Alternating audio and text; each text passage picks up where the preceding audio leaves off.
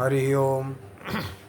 श्रीहरिशरणं श्रीहरिशरणं श्रीहरिशरणं श्रीहरिशरणं। आज आप लोगों के समक्ष श्रीमद् भगवद गीता के कुछ श्लोक प्रस्तुत कर रहा हूँ। कथा को ध्यानपूर्वक श्रवण करें।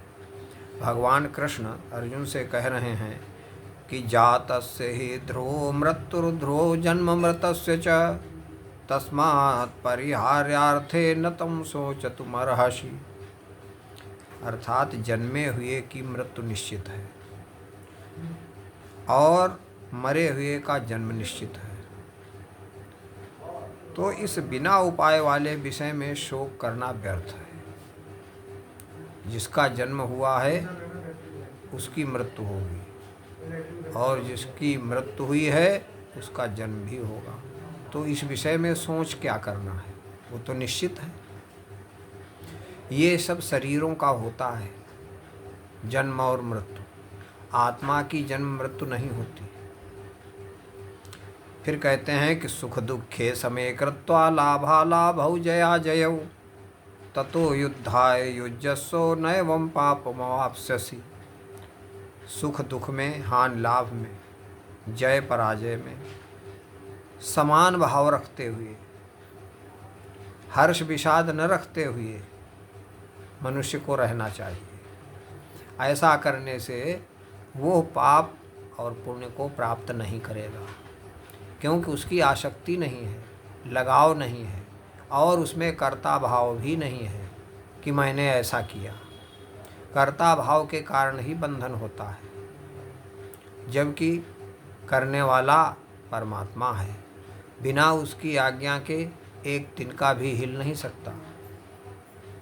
प्रत्यक्ष प्रमाण यही होता है कि जब आत्म तत्व शरीर से विलीन होता है तब हम हिलते भी नहीं हैं। कार्य करना तो बड़ी बात, हम हिल भी नहीं पाते हैं, फिर भी हम 24 घंटे मैं मेरा तेरा करते रहते हैं।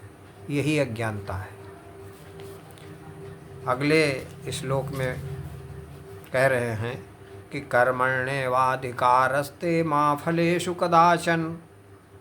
हे अर्जुन, तुम्हारा कर्म करने में ही अधिकार होना चाहिए, उसके फलों में नहीं। अब आजकल मनुष्य क्या करते हैं, फल की चाह पहले ही ले आते हैं। हमारे पुत्र हो जाए, हमारी नौकरी लग जाए तो भगवान हम तुम्हारा यज्ञ कराएंगे, तुम्हारा प्रसाद चढ़ाएंगे।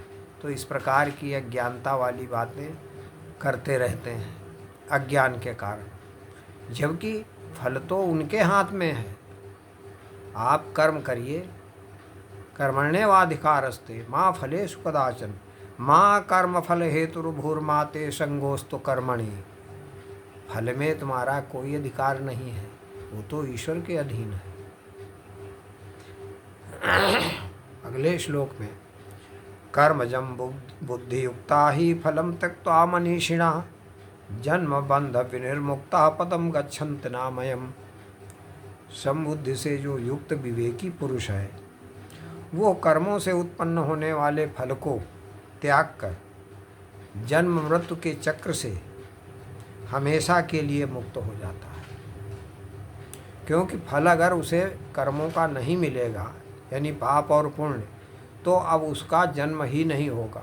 जन्म इसीलिए होता है कि आपने जो अज्ञानवश पाप और पुण्य इकट्ठे कर लिए हैं कर्ता भाव बनाकर, इसलिए सबका जन्म होता है। नहीं तो शरीर की कोई आवश्यकता नहीं है। और जिसके पाप पुण्य रहते ही नहीं हैं, बस वही मुक्त हो जाता है, वही मोक्ष है। तो कहते हैं कि ध्यायतो विषयान् पुंसा संगस्तेषु उपजायते। जब व्यक्ति किसी में ध्यान लगाता है तो आसक्ति पैदा होती है, लगाव, और लगाव से कामना उत्पन्न होती है उस वस्तु को पाने की। संगात् संजायते कामा कामा क्रोधो भिजायते। और जब कामना पूरी नहीं होती, विघ्न पड़ता है, तो क्रोध उत्पन्न होता है। क्रोधात् भवति सम्मोहः, सम्मोहः स्मृति विभ्रमः। क्रोध से मूढ़ भाव पैदा हो जाता है, सम्मोह, और मूढ़ भाव से स्मृति में नाश हो जाता है स्मृति का। स्मृति विभ्रमा, यादगार कटती है कि क्रोध में हम क्या कह रहे हैं पता ही नहीं चलता। और स्मृति भ्रंशात बुद्धिनाशो बुद्धिनाशात प्रणश्यति। जब स्मरण शक्ति ही क्षीण हो जाती है तो बुद्धि का विनाश हो जाता है, और बुद्धि के विनाश होने से मनुष्य का पतन हो जाता है। तो गीता में बड़ी महत्वपूर्ण बातें कही हैं। अगर एक दो श्लोक ही कोई अपने कार्य व्यवहार में लाए तो बहुत कुछ कल्याण हो सकता है। आगे की चर्चा फिर आपकी सेवा में प्रस्तुत की जाएगी। हरि ओम तत्सत, हरि ओम तत्सत, हरि ओम तत्सत।